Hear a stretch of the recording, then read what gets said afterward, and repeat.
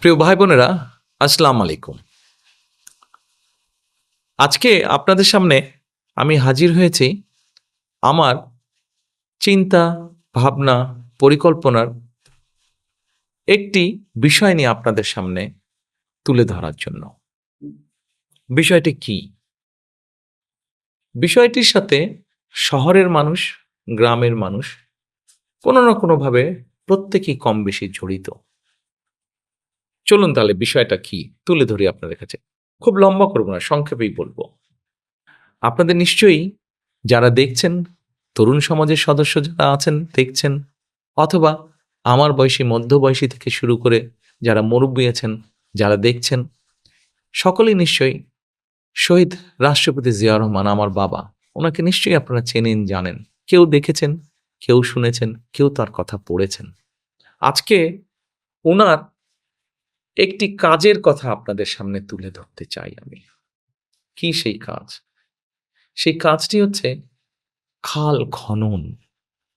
এখানে যারা মুরব্বী আছেন তাদের নিশ্চয়ই মনে আছে শহীদ জিয়া দেশে অনেকগুলো খাল খনন করেছিলেন, এবং খাল খনন করার ফলে কি হয়েছিল, দেশের বন্যা যেমন প্রতিরোধ করা গিয়েছিল, বন্যাকে নিয়ন্ত্রণ করা গিয়েছিল, একইভাবে এই খাল খননের ফলে গ্রাম অঞ্চলে বিভিন্ন জায়গায় যাদের পানির সমস্যা ছিল সেই মানুষগুলো পানি ব্যবহারের সুযোগ পেয়েছিল।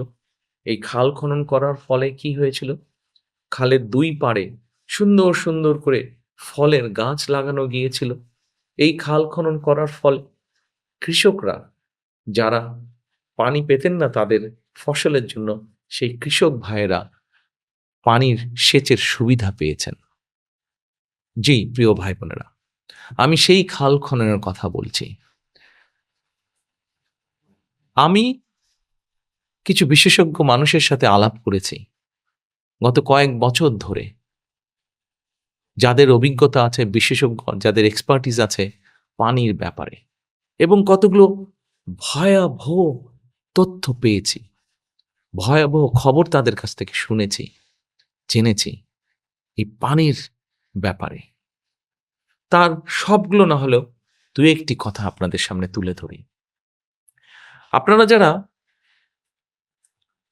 দেশগ্রামে থাকেন, গ্রাম অঞ্চলে থাকেন, তারা নিশ্চয়ই খেয়াল করে দেখেছেন, আপনার বয়স যদি আজকে 40 বছর হয়ে থাকে, ধরলাম একটি উদাহরণ হিসেবে ধরি, আপনার বয়স যখন 15 বছর ছিল বা 15 থেকে 20-এর মধ্যে ছিল, তখন নিশ্চয়ই আপনার খেয়াল আছে আপনার আশেপাশে যখন কোনো একটি টিউবওয়েল বসানো হতো, তখন হয়তো 50 ফিট, ম্যাক্সিমাম হয়তো 100 ফিট ভেতরে গভীরে গেলেই পানি উঠত। কিন্তু ঠিক সেই একই জায়গায় এখন হয়তো কয়েক শত ফিট ভেতরে গেলে তখন পানি উঠে। অর্থাৎ কি দাঁড়াচ্ছে? দাঁড়াচ্ছে যে আমাদের মাটির নিচে যে পানি আছে সেই পানিটা আস্তে আস্তে আমরা ব্যবহার করার কারণে পানির স্তরটা নিচে নেমে যাচ্ছে। যারা আপনারা ঢাকা শহরে আছেন, সবগুলো শহরের কথা আমার মনে নেই, ঢাকা শহরের কথাটা আমার মনে আছে। যারা ঢাকা শহর আছেন তাদের জানার জন্য বলছি, এই ঢাকা শহরে আপনি যদি একটি টিউবওয়েল বসান এখন, আপনাকে মিনিমাম 6 থেকে 700 ফিটের মতন গভীরে যেতে হবে, তাহলে আপনি পানি পাবেন। আমি যে বয়সের কথা বললাম, সেই বয়সের একটি ঘটনা আমার মনে আছে। সেই বয়সে আমরা তখন ঢাকার সেনানে বেশে থাকতাম। 25-30 ফিট ভেতরে গেলেই পানি, মাটির নিচে গেলেই পানি বুদবুদ করে বের হতো। অথচ আজকে সেই ঢাকা শহরে 600 ফিট গভীরে যেতে হয়, তাহলে পানি উঠে। অনেক ক্ষেত্রে তারও বেশি যেতে হয়। এতে গেল একটি বিষয়। আসেন এবার, কেন খাল খনন করা আরেকটি জরুরি কারণে প্রয়োজন, যেই কারণে শহীদ জিয়াও খাল খনন করেছিলেন।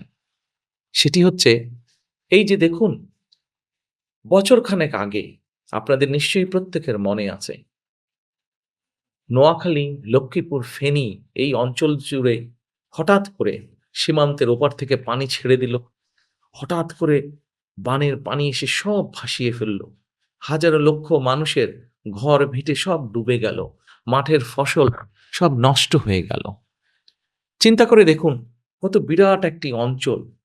আমরা যদি কল্পনা করি একটি বড় পুকুর, কত বড় পুকুর আপনি কল্পনা করবেন? ধরেন একটি বড় পুকুর, যেই পুকুরটির আয়তন লক্ষ্মীপুর, ফেনী, নোয়াখালী ৩টি জেলার সমান। চিন্তা করতে পারেন কত বড় পুকুর? এই বড় পুকুরের গভীরতা যদি ধরেন ৭ ফুট গড়ে, তাহলে চিন্তা করেন ওই পুকুরে কতগুলো পানি, কি পরিমাণ পানি! এই পানিগুলো আসলো মানুষের ঘর-বাড়ি, সম্পত্তি, ফসল সব নষ্ট করে দিল। ২ সপ্তাহ পরে পানিগুলো চলে গেল সমুদ্রে। কিন্তু আমরা যদি দেশে খাল খনন করতে পারি, তাহলে দেখেন এইভাবে যখন পানি আসবে বর্ষার মৌসুমে, অথবা হঠাৎ করে সীমান্তের ওপার থেকে যদি পানি ছেড়ে দেয়, পানি আসলো অথবা অতিবৃষ্টি হলো, তখন এই পানিগুলো ওই খালে জমা হবে। ওই খালে জমা হলে কি হবে? দেখুন, ওই যে অত বড় পুকুরের একটা কথা বললাম, সেই পুকুরের পানিগুলো সব খালের ভিতরে চলে যাবে। মানুষের ঘরবাড়ি নষ্ট হবে না, জমির ফসলও নষ্ট হবে না, হাঁস মুরগি, গরু ছাগল, গবাদি পশুও নষ্ট হবে না। কিন্তু ওই পানিটাকে আমরা কাজে ব্যবহার করতে পারবো। কৃষানি পানিটাকে ব্যবহার করতে পারবেন। ওই খালের দুপারে আমরা গাছ বপন করতে পারবো, গাছের চারা, ফলজ বৃক্ষ, ঔষধি বৃক্ষ বপন করতে পারবো। আমাদের নদীগুলোতে প্রয়োজন মতন খাল থেকে নিয়ে পানি ছেড়ে দিতে পারবো। আর ওই যে বললাম একটা গভীরতার বিষয়, যে আজ ৬০০ ফিট, কোনো জায়গায় ১০০০ ফিট নিচে গেলে পানি পাওয়া যায়। আস্তে আস্তে নিচের পানিগুলো যে খালি হয়ে গিয়েছিল, সেই পানিগুলো আস্তে আস্তে ভরতে শুরু করবে। তখন আমাদের যে বড় বড় আম গাছ, কাঁঠাল গাছ, লিচু গাছ, এরকম আরও যেগুলা ফল ফলাদির গাছ হোক অথবা ছায়া বৃক্ষই হোক না কেন, এই গাছগুলোর শিকড়গুলোকেও কষ্ট করতে হবে না, অত গভীরে যেতে হবে না বেঁচে থাকার জন্য, পানি পাওয়ার জন্য। আস্তে আস্তে বৃষ্টির পানি, নদীর পানি, খালের পানি মাটির ভেতরে যাবে এবং ধীরে ধীরে ওই যে যেই পানি আমরা হারিয়েছি, সেই পানিগুলো আস্তে আস্তে আবার মাটির ভিতরে সেই স্তর উপরে উঠতে থাকবে। সেজন্যই আমরা পরিকল্পনা নিয়েছি এই সকল কিছু চিন্তা করে, যাতে বন্যাকে নিয়ন্ত্রণ করা যায়, যাতে অতিবৃষ্টির সময় যে পানি আসবে সেই পানিটিকে যাতে আমরা আমাদের প্রয়োজন মতন ব্যবহার করতে পারি, সেই পানি যাতে সমুদ্রে গিয়ে নষ্ট না হয়ে যায়, সেজন্যই আমরা খাল খনন করতে চাই প্রিয় দেশবাসী। এবং আমাদের পরিকল্পনা আছে ইনশাল্লাহ আপনাদের সমর্থনে, আল্লাহর রহমতে আগামী নির্বাচনে ধানের শীষ জয়যুক্ত হলে সারা বাংলাদেশে আমরা ২০,০০০ কিলোমিটার খাল খনন করতে চাই। ২০,০০০ কিলোমিটার খুব সহজ না, কাজটা বেশ কঠিন, কিন্তু আমরা সবাই মিলে যদি কোদাল ধরি, নিশ্চয়ই আমরা এই কাজটি করতে পারবো। এবার আসেন, খাল তো গেল,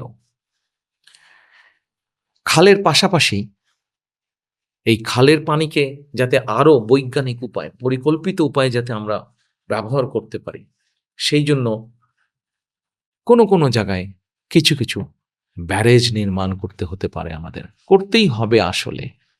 যেমন ধরেন পদ্মা ব্যারেজ, যেমন তিস্তা ব্যারেজ। এই ব্যারেজগুলো আমাদেরকে নির্মাণ করতে হবে। এই ব্যারেজগুলো যখন আমরা নির্মাণ করব, দেখবেন এর আশেপাশেই কত মানুষের ফসল, জমি, এগুলো সব গড়ে উঠবে, উৎপাদন বাড়বে, মানুষের কর্মসংস্থান বাড়বে। এবার আসেন প্রিয় ভাই বোনেরা, আপনাদের সামনে আমার আরেকটি পরিকল্পনার কথা বলি।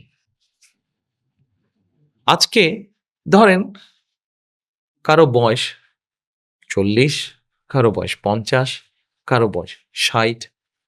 আপনার বয়স যখন ২০ বছর ছিল, চিন্তা করে দেখুন তো, আপনি তখন আপনার আশেপাশে যে পরিমাণ সবুজ দেখতেন, যে পরিমাণ গাছপালা দেখতেন, সেই বড় বট গাছটি, সেই বড় আম গাছটি, সেই বড় ঝাউ গাছটি, এমন গাছ কি আপনি এখন দেখতে পান? দেখতে কিন্তু আপনি পান না। সারা বাংলাদেশে গাছের সংখ্যা কেমন করে জানি কমেই যাচ্ছে, শুধু কমেই যাচ্ছে। কিন্তু এই গাছ যদি কমে যায়, তাহলে আমরাই বা বাঁচবো কেমন করে?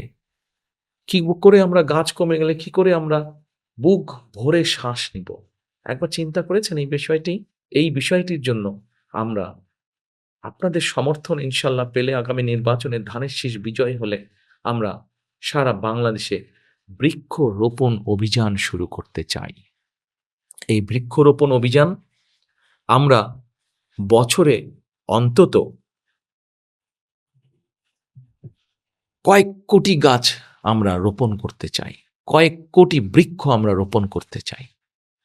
হয়তো অনেকে আমাকে জিজ্ঞেস করতে পারেন, এত কোটি কোটি বৃক্ষ যে রোপণ করবেন, চারা পাবেন কোথায়? সে সমাধানও কিন্তু আমরা বের করেছি প্রিয় ভাই বোনেরা।